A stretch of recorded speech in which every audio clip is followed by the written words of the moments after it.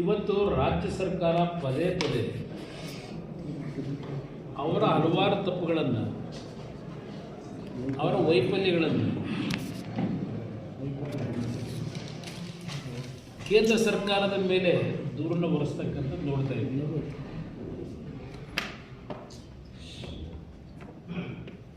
ಕಾಂಗ್ರೆಸ್ ಪಕ್ಷದಲ್ಲಿ ಸರ್ಕಾರದಲ್ಲಿ ನಡೀತಾ ಇರತಕ್ಕಂಥ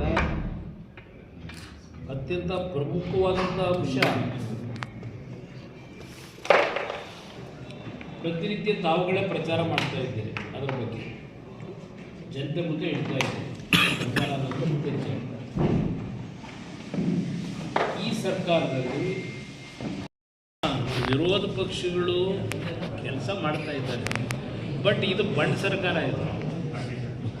ಇವತ್ತು ಹಲವಾರು ರೀತಿಯ ದರೋಡೆ ಆದರು. ಏನಾಗಿದೆ? ದಾಖಲೆ ಕೊಡಿ, ದಾಖಲೆ ಕೊಡಿ. ಏನು ದಾಖಲೆ ಕೊಡ್ತೀರಿ? ಎಷ್ಟು ದಾಖಲೆ ಕೊಡ್ತೀರಿ?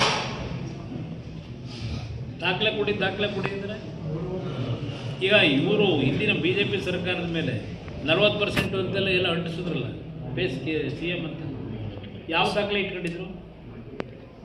ಬಂದ್ರಲ್ಲ 136 ಸೀಟ್ ತಗೊಂಡು. ಇದರಲ್ಲಿ ಓಲಿ ದುಡ್ಡು ಕೊಟ್ಟರು ಬಂದು ಹೇಳಲ್ಲ. ಇವತ್ತು ಕೊಟ್ಟಿರೋದು ಯಾವುದೋ ಒಂದು ಅಟ್ಲೀಸ್ಟ್ ಒಂದು ಇಶ್ಯೂನಲ್ಲಾದರೂ ಒಂದು ದೊಡ್ಡ ಪ್ರಚಾರ ಬಂತು, ಹೇಳಿದ್ರು 25 ಲಕ್ಷ ತಗೊಂಡಿರೋದು ಹಿಡಿದ್ರು ರೆಡ್ ಹ್ಯಾಂಡ್ ಆಗಿ. ಮಂತ್ರಿಗಳ ಹೆಸರನ್ನೆಲ್ಲ ತೆಗೆದ್ರು. ನನ್ನ ಹೆಸರು ಅವನು ಯಾವನೋ ಹೇಳ್ತಾನೆ, ಹೇಳಿದ ತಕ್ಷಣ ನನಗೆ ಬಂದಂಗೆ ಅದು ಅಂತ ಹೇಳಿದೆ. ಅದು ಉತ್ತರನ ಹಿಂದೆ ಎಂತೆಂಥ ಪ್ರಕರಣದಲ್ಲಿ ಏನೇನು ತೀರ್ಮಾನಗಳಾಗವೆ ಹಲವಾರು ಬಾರಿ. ಅದರಿಂದ ಈ ಸರ್ಕಾರ ಬಂಡ ಸರ್ಕಾರ ಇದೆ. ನೀವು ಏನು ಹೇಳಿದ್ರು ನಾವು ಬರಿಷ್ಠರು ಅಂತಾರೆ, ಸತ್ಯವಂತರು ಅಂತಾರೆ. ಇದು ಇರ್ತದೆ. ವಿಶ್ವಾಸ ಇಟ್ಟು ಜನತೆ ಕೊಟ್ಟಂಥ 135 136 ಸ್ಥಾನ ಏನು ಗೆದ್ದಿದ್ದಾರೆ. ನಾನು ಈ ಸರ್ಕಾರದ 2.5 ವರ್ಷದ ಆಡಳಿತದ ಬಗ್ಗೆ ವಿವರವಾಗಿ ಹೇಳಬೇಕಾದಂತೂ ಅನವಶ್ಯಕ.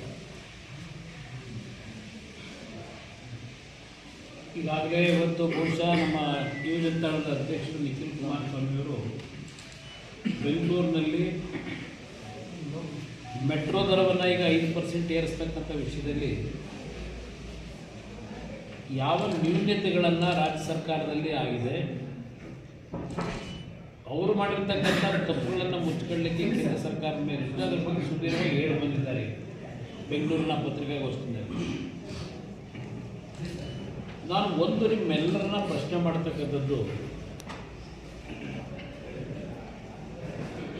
ಬಹುಶಃ 2014 ನಾನೊಂದು ಮದುವೆ ಕಾರ್ಯಕ್ರಮಕ್ಕೆ ಬಂದಿದ್ದೆ.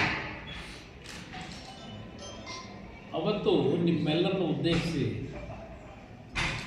ಚಿಕ್ಕಬಳ್ಳಾಪುರದಲ್ಲಿ ನಮ್ಮ ಚುಂಚನಗಿರಿ ಕ್ಷೇತ್ರದ ಮಹಾಸ್ವಾಮೀಜಿಯವರನ್ನು ಕೋಲಾರ ಚಿಕ್ಕಬಳ್ಳಾಪುರಕ್ಕೆ ನೀರನ್ನು ಕೊಡ್ತಕ್ಕಂಥ ಎತ್ತಿನೊಳೆಯಿಂದ ಕಾರ್ಯಕ್ರಮದ ಯೋಜನೆಗೆ ಲೋಕಸಭೆಯ ಚುನಾವಣೆಯ ಡಿಕ್ಲೇರ್ ಆಗ್ತಕ್ಕಂಥ ಹಂತದಲ್ಲಿ ಒಂದು ಕಾರ್ಯಕ್ರಮ ಮಾಡಿದೆ, ಶಂಕುಸ್ಥಾಪನೆ. ಸರ್ಕಾರದ ಚೇರ್ ಬಗ್ಗೆ ಚರ್ಚೆಗಳಿಂದ ಅದು ನಮ್ಮ ಪಕ್ಷಕ್ಕೆ ಸಂಬಂಧ ಇಲ್ಲ, ಆದರೆ ನಾಡಿನ ಜನತೆಗೆ ಇದರ ಬಗ್ಗೆ ಅವರ ಸಂಬಂಧ ಇದೆ. ಏಕೆಂದರೆ ಈ ಪಕ್ಷಕ್ಕೆ 36 ಸ್ಥಾನ ಕೊಟ್ಟು ಕೆಲಸ ಮಾಡಿ ಅಂತ ಹೇಳಿದರೆ, ಈ ಚೇರ್ಗೋಸ್ಕರಲೇ ಅವರ ಸಮಯ ಚಿಂತನೆ ಮಾಡಿ ರಾಜ್ಯಕ್ಕೆ ಏನು ಪ್ರಮುಖವಾಗಬೇಕಾಗಿದೆ, ಏನು ಆಗಬೇಕು ಅದರ ಬಗ್ಗೆ ಇವರು ಯಾರಿಗೂ ಚಿಂತನೆ ಇದೆ. ಇಲ್ಲಿ ಕೇಂದ್ರ ಸರ್ಕಾರಕ್ಕೆ ಟೀಕೆ ಏನು ಮಾಡ್ತಾರೆ, ಇವತ್ತಿನವರೆಗೆ ಯಾರಾದರೂ ಒಬ್ಬ ಮಂತ್ರಿ ನೇರವಾಗಿ ಬಂದು ನಮ್ಮನ್ನು ಭೇಟಿ ಮಾಡಿದ್ದಾರೆ?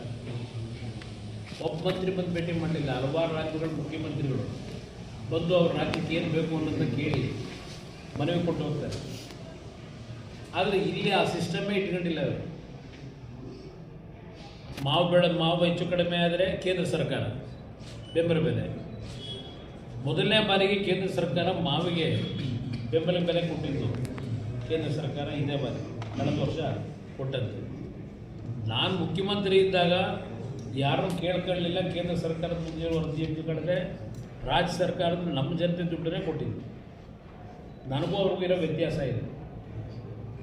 ಇವತ್ತು ನಿಮ್ಮ ಶ್ರೀನಿವಾಸಪುರದ ಮಾಜಿ ಶಾಸಕರು ಹೇಳ್ತಾರಲ್ಲ, ರೈತರ ಸಭೆಯನ್ನು ಮಾಡಿದ್ರಂತೆ,